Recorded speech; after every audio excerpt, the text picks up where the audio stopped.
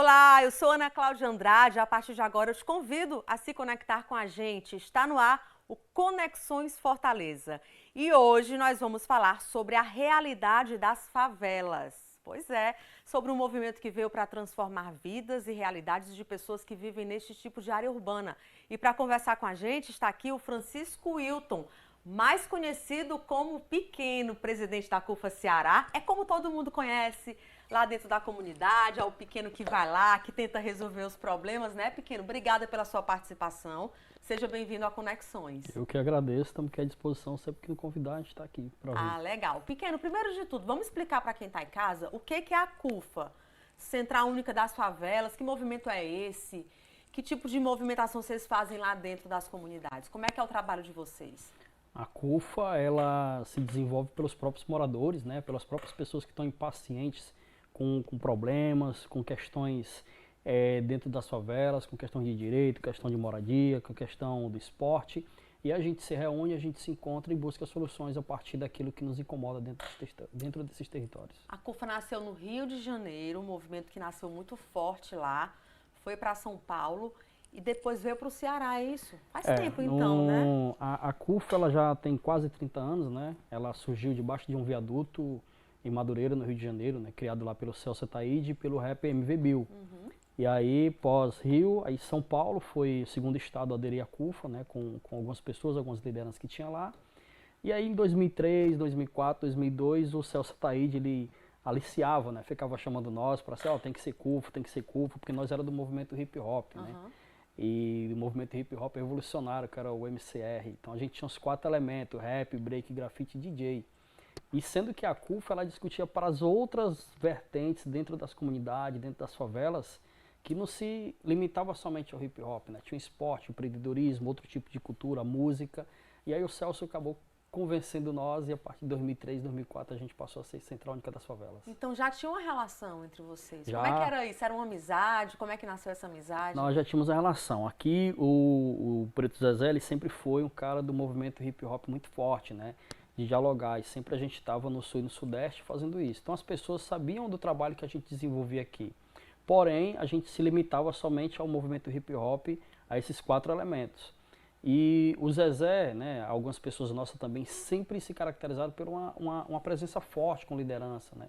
Ser a voz da comunidade, ser a voz do povo.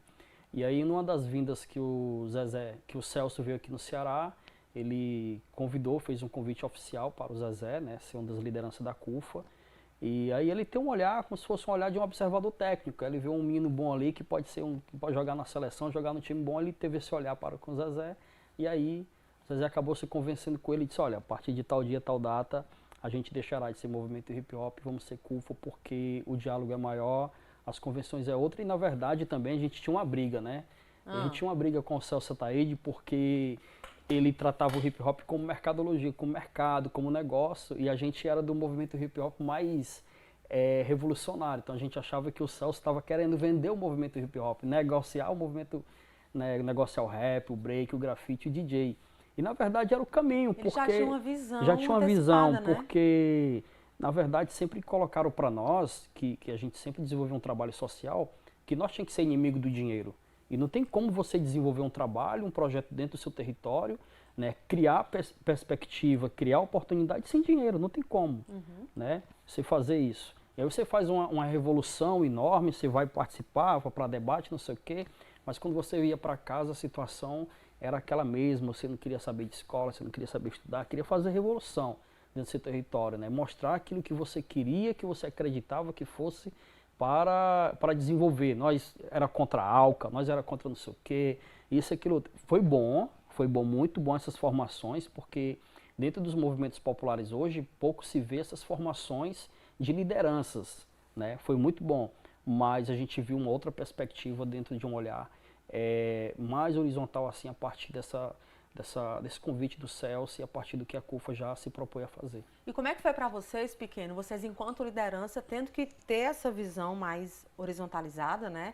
E ter que levar isso para dentro da comunidade, ter que colocar na cabeça das pessoas que, a partir daquele momento, ia acontecer a transição do movimento que vocês faziam parte para um movimento muito maior que ia levar, claro, mais dignidade, mais evolução para dentro da comunidade, mas que, de certa forma, vocês poderiam sofrer algum tipo de rejeição por essas pessoas que podiam pensar assim, ah, mas eles estão traindo o movimento. Como é que foi para vocês? A favela, ela sempre teve alguém que falou por ela. Nunca teve um favelado, uma pessoa oriunda da favela que pudesse falar os seus anseios, pautar suas demandas e discutir com o poder público diretamente ali no tete-a-tete qual eram as suas necessidades. E aí a gente fez isso. Na verdade, nós não chegamos, nós estávamos lá. O que precisava acontecer era que a gente tivesse essa percepção. Para conversar com o prefeito, a gente não precisava de vereador. Para conversar com o governador, a gente não precisa de deputado, porque a gente sabe falar também. As demandas, quem sabe, é nós. Os problemas de casa, quem sabe, é quem mora lá. Sem dúvidas. Então, a gente entendeu isso, percebeu isso e a gente começou a levar as pautas nossas da favela no empreendedorismo, no futebol. Tipo, estou fazendo agora um torneio chamado Taça das Favelas. Muito conhecido, inclusive. Muito conhecido. Para as pessoas jogarem bola, não precisa da CUFA. Mas o que é que eu estou fazendo? Estou fazendo um grande movimento de juventude. Se dentro do território tem algum problema com a dengue, eu tenho uma juventude mobilizada para a gente construir um movimento de combate à dengue. Eu tenho jovens que estão fora da escola. Como é que eu uso o futebol para que esse menino volte para dentro da escola? Então a gente está fazendo esse movimento dentro desses territórios e entender em que aspecto a gente pode melhorar. Enquanto as favelas não acabam, a gente tem que melhorar o nosso espaço de vida, né? A gente tem que fazer o nosso bairro um bairro melhor. Então a gente se constrói a partir daquilo que a gente tem uma visão na perspectiva de futura melhoria para nós. Já que você falou dos jovens, aquele mesmo olhar que o Ataíde teve com você, de dizer, olha, você tem condições de ir lá, de ser essa liderança formadora, vocês também têm esse olhar com os jovens de lá? Olha, você tem jeito para o empreendedorismo, você tem uma veia artística, vamos colocar isso para frente, como é que vocês pincelam isso? Temos, porque esses projetos, esses sonhos, na verdade, ele impactou nossas vidas, né? Fomos impactados. E às vezes o futebol, uma bola que você coloca, um curso profissionalizante que você coloca ali para o menino, em dizer para ele, quando você chama o menino para dentro, né, você coloca ele, não coloca ele como público-alvo, mas você coloca ele como participe do projeto. O que você acha que é que tem que ter? Por que é que você não tem um documento? Qual a dificuldade de você ir para a escola? Então você começa, você não pode também tomar o espaço como se fosse pai e mãe do menino. Você tem que mostrar para ele. Tem que ouvi-lo. Tem que ouvi-lo. Você tem que mostrar para ele que existe um dever, existe um direito, existe um caminho. Então o jovem ele tem muita força de vontade, muito sonho. Então você canaliza aquilo que ele tem de interesse, de sonho, você busca, você ouve, e aí você constrói com ele. Você não constrói para ele. Seja com futebol, seja com a cultura, seja com empreendedorismo, seja com negócio, seja com hoje no meio digital. Então você dá essa oportunidade ao jovem e se dá também essa oportunidade de participar junto com ele, né? Legal, ele precisa ser ouvido, Precisa. né? A gente tinha um projeto chamado Os Invisíveis, que é o quê? A gente trabalhar com jovens que só quem enxergava ele era nós e a polícia. Né? Como é que você trabalha com esse menino? Como é que você desenvolve um trabalho junto com ele? Então, quando você dialoga, você vai na casa, você troca ideia, você está ali 24 horas, você entende esses anseios e você vai buscar soluções com ele. Legal. Pequeno, vamos desmistificar a favela. Vamos. Quando você fala favela, já é um nome por si só um pouco marginalizado. Isso já mudou muito. Mudou. Mas antigamente, por exemplo, nos noticiários, a favela sempre era muito... andava ali lado a lado com as notícias, as pautas negativas de violência. Hoje, por exemplo, quando eu escuto o nome favela, eu já imagino que lá de dentro pode ter assim, uma reserva de pessoas com talentos diversos, com capacidades. Realmente, como eu disse agora, pessoas que precisam ser ouvidas, vistas e notadas. O que tem dentro da favela? Conta pra gente, como é a favela? Olha, transformar esse estigma em carisma é um objetivo nosso, assim, de sempre, né? A gente tem alguns princípios, algumas diretrizes, algumas linhas, algumas missões nossas. E é como se a gente estivesse montando um avião no ar, voando. A gente vai entrando e vai fazendo as coisas, vai montando de acordo com que... Vai fazendo um plano de voo voando, né? E transformar esse estigma em carisma é um objetivo nosso. Por quê? Porque a favela, a verdade, ela sempre foi potencialidade em coisas boas, em coisas potentes. Existe violência, existe crime. Existe na favela como existe na Aldeota, como existe no Meireles, como existe também nas melhores famílias, os problemas também tem. Só que o olhar que o poder público tem para essas pessoas não pode tratar elas como carente. Por quê? Porque uma mulher que ela é tratada como carente, ela não vai no supermercado, a prefeitura, o Estado deu uma carteirinha a ela e ela vai chegar e dizer, eu sou carente, eu preciso de um arroz. Não, não vai fazer isso. A favela ela tem um poder de consumo, de comercialização de 200 bilhões por ano. Né? Se a favela ela fosse um estado, ela seria o quarto estado do Brasil. Então o PIB, esse 200 bilhões é o PIB maior do que Bolívia, Colômbia e Uruguai. Para você ter ideia. Então tem um poder de consumo. Onde é que está esse dinheiro? Por que o dinheiro não volta para a favela para poder desenvolver, como volta para o Meireles, como volta para Beira-Mar, como volta para a Aldeota?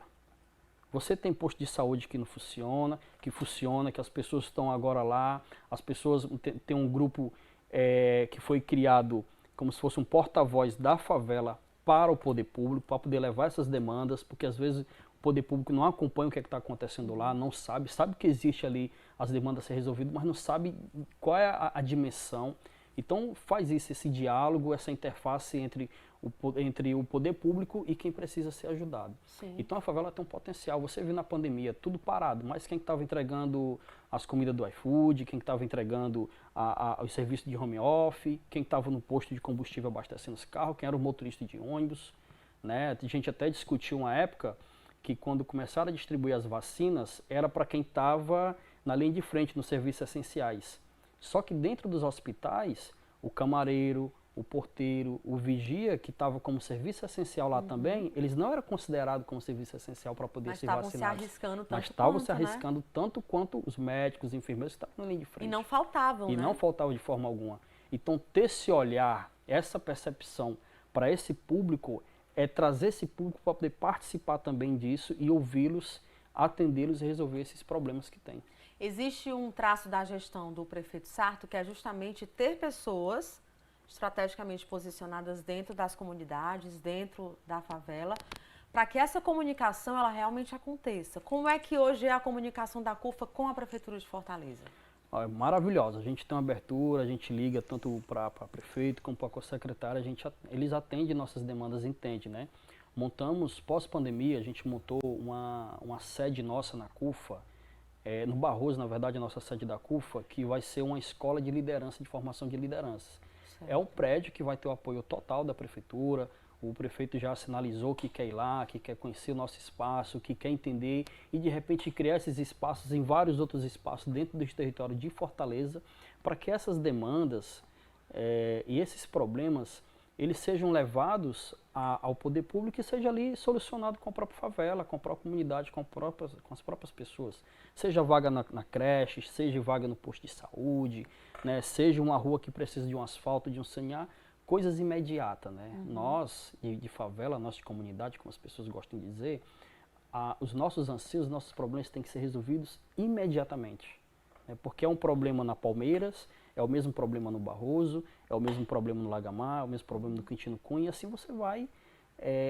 E um problema não acaba, mas você tem que trazer as pessoas para dentro para ela entender como é que resolve. Pequeno, por que você acha que houve essa visão da prefeitura? Vocês, da CUFA, é porque vocês já têm um mecanismo, vocês já estudam, já pesquisam, já sabem como chegar no problema, o que precisa ser desenrolado a partir disso, até vocês conseguirem o que precisam? Nós estamos dentro do território, né? Às vezes tem um problema, aqui no Gengibre pegou fogo lá uns barracos. Sim. Pelo que a gente percebeu, as pessoas não ligaram para o bombeiro para poder apagar o fogo, mas quando foram ligar para pedir ajuda, não ligaram para a prefeitura nem para o estado. Acionaram a CUFA. Por que acionaram a CUFA? Porque a CUFA já está lá dentro. Já está mais próximo. Já está mais próximo. Está vivendo o mesmo drama, inclusive. Exatamente. Né? Então é como se a gente fosse uma interface, um porta-voz deles. Mas como a gente sempre diz, a gente não quer ser porta-voz de ninguém, a gente quer trazer eles também para dentro do nosso processo e ele entender como é que chega e buscar soluções em conjunto. Porque não adianta nós estar lá dentro do território e ser visto como lideranças comunitárias, que nós não somos. Nós somos também moradores comuns igual as pessoas, só que a gente se incomoda com o que a gente tem, porque a gente precisa ter um bairro melhor, a gente precisa ter um posto de saúde que funcione de fato, um transporte público bem legal, uma área de lazer para as crianças, uma área de lazer para a juventude. Você vê aí as areninhas é resultado disso. Eu já ia te falar das areninhas, que eu estava lembrando da Taça das Favelas e a questão das areninhas. Eu já cobri muito campeonato em areninha e ela tem um papel que é assim fundamental onde ela é implantada, né? De levar o esporte, de levar o lazer.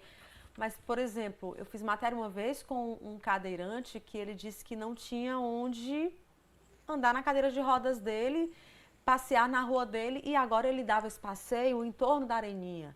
Aí tem um senhor que montou a bodeguinha dele, agora tem iluminação, ou seja, o papel da Areninha, ela vai além de levar futebol. ao lazer, né? Além do futebol, você movimenta o comércio, as pessoas buscam a saúde ali fazendo caminhada, o encontro, a cultura, as quadrilhas juninas ensaiam dentro desses espaços, você vê as comunidades construindo feira. E lembrando, uma coisa importante ser falada aqui,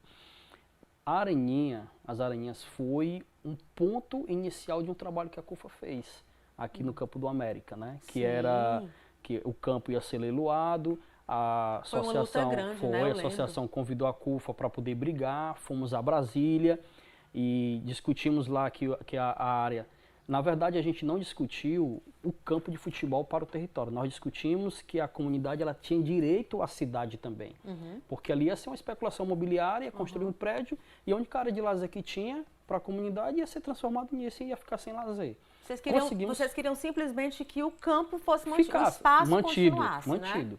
E aí a gente trouxe uma proposta na época para a prefeitura, para poder ser uma área de lazer com campo de futebol. A gente fez o desenho porque foi na época da construção da Areninha da Copa do Mundo. Sim. E aí ficou. A prefeitura construiu construiu dois e transformou isso numa grande e maior política pública da prefeitura hoje. Legal. Né? Todas as favelas hoje, todas as comunidades hoje têm uma areninha. Você, né, para quem anda de noite e já viajou no avião, você vê as luzes tudo acesas de cima, só uma areninha, areninha, areninha, areninha. São os vários estádios dentro dos bairros, inclusive, né? A nossa agora, o prefeito Sarto já está quase liberando aí para nós aí, fazer essa cobrança também, aproveitar da nossa areninha lá no Barroso 2, né, que é importantíssimo, que vai ser uma sede oficial, né, não vai ser nossa, não tem isso.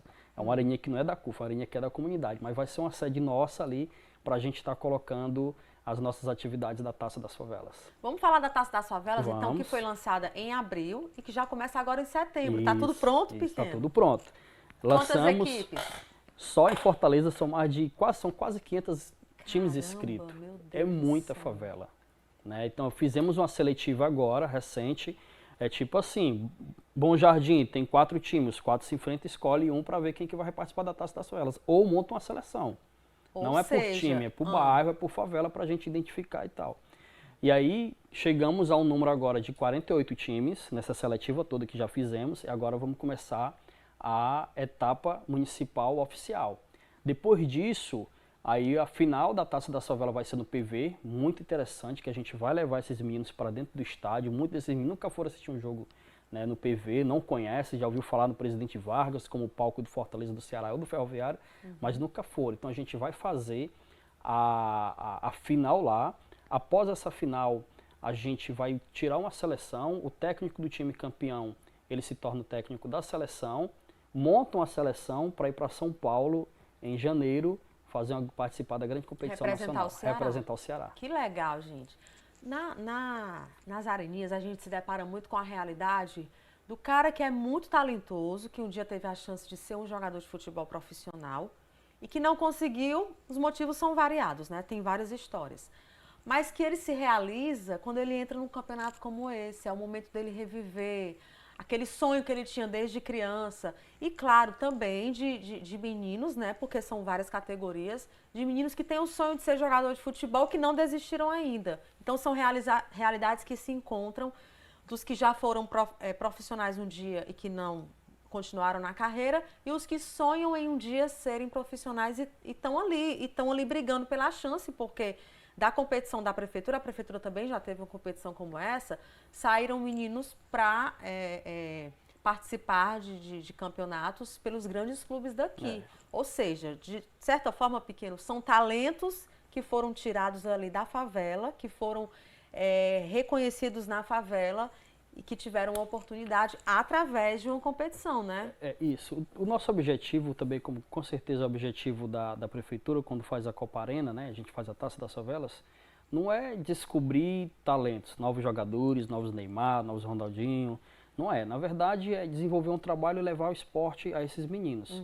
E discutir muito mais com isso a cidadania deles, o ser cidadão.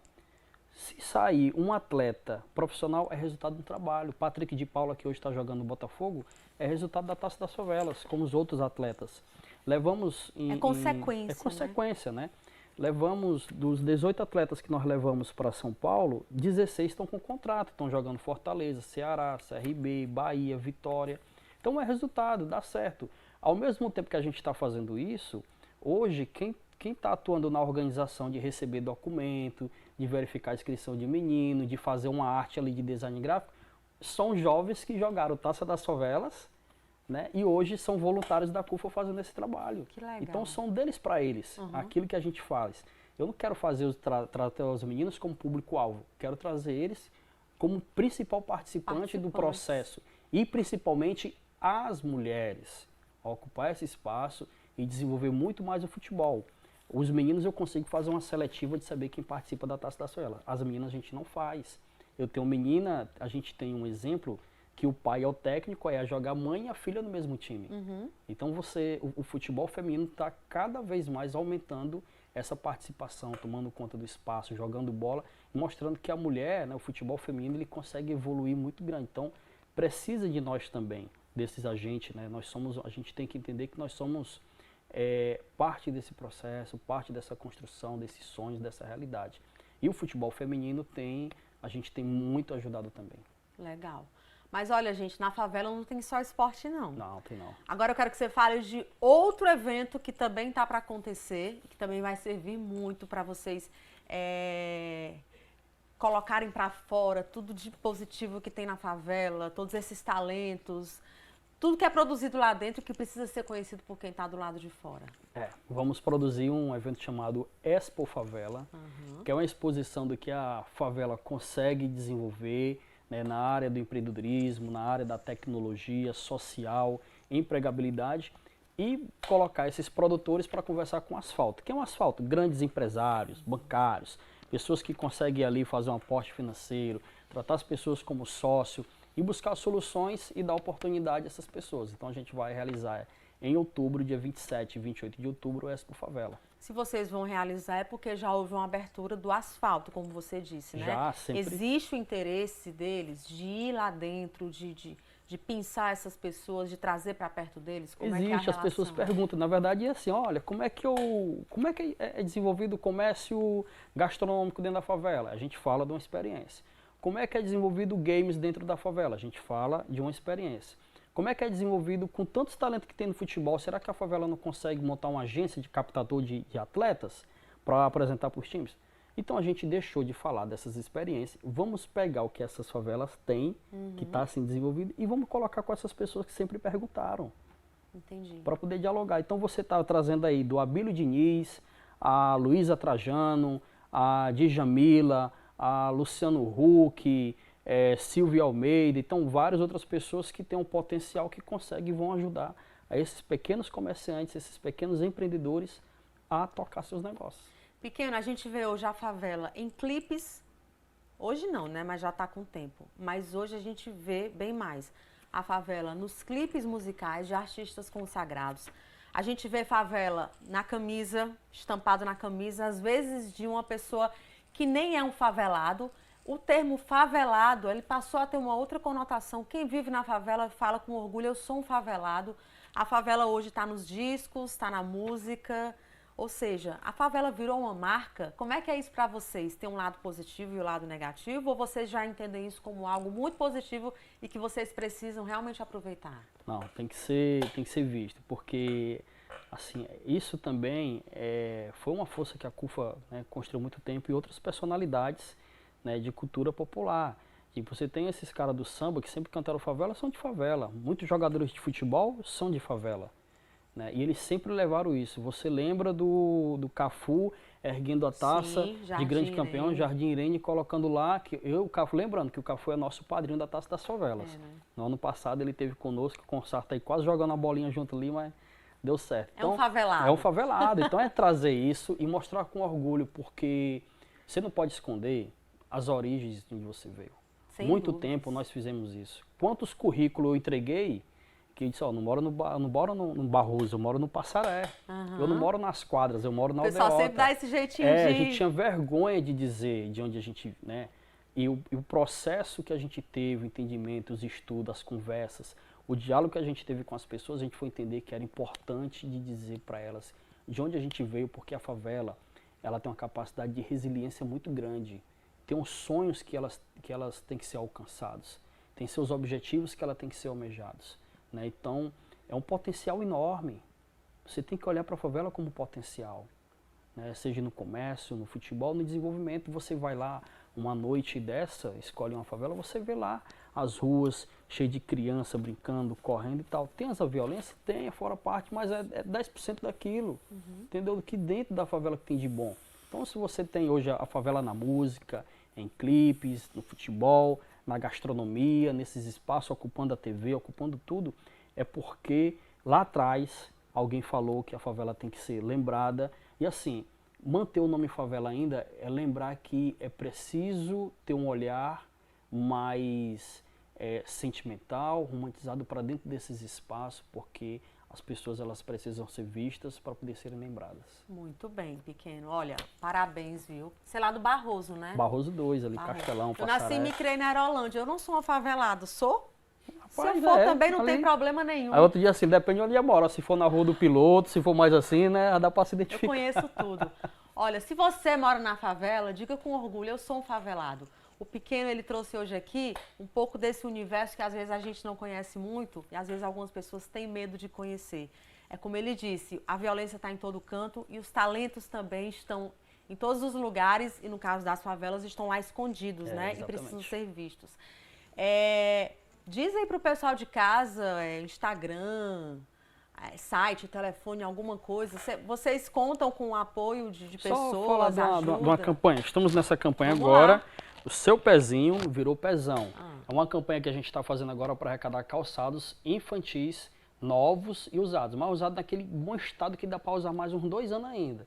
Então você que tem esses calçados infantil pode doar para nós. Uma loja no Rio Mar abriu as portas para nós lá, Pezinho Companhia, para a gente estar fazendo essa arrecadação hoje e amanhã. A gente tem o objetivo de atender mais ou menos 300, 400 crianças nesse território de Fortaleza e alguns municípios, para que a gente possa estar levando, né? Então, o sapato, o tênis, ele é um item caro, mas essencial, né? Um item escolar. A gente já ouviu falar, as mães falam que a escola voltou o menino para casa, porque o menino estava de chinela, não estava com calçado adequado. Então, foi um pedido também das mães, né? Quando a gente fez um grupo das mães pós-pandemia, para que a gente possa atender elas ali em todos os pedidos que elas fazem. Legal. Parabéns, pequeno, pelo trabalho Obrigado. de vocês. Não esqueça o trabalho de fazer de vocês sua é doação. lindo. Pois é, e dá uma olhadinha lá também no Instagram, No nas Instagram, redes Cufa sociais, Ceará, né? Taça da Favela CE, acompanhe tudo que a gente está fazendo, porque a única maneira de nós ser transparente é publicar aquilo que a gente está produzindo dentro da Sem favela, né? dúvidas. Tá bom, querido. Obrigada. Por E nada. olha, o Conexões Fortaleza está sempre de portas abertas. Sempre que surgir uma campanha nova, vem aqui divulgar Na que a hora. gente ajuda também, tá Na bom? hora. Obrigada. Obrigado. Conexões Fortaleza está terminando, mas eu te espero, hein? Nosso próximo encontro já está marcado. Até a próxima. Tchau, tchau.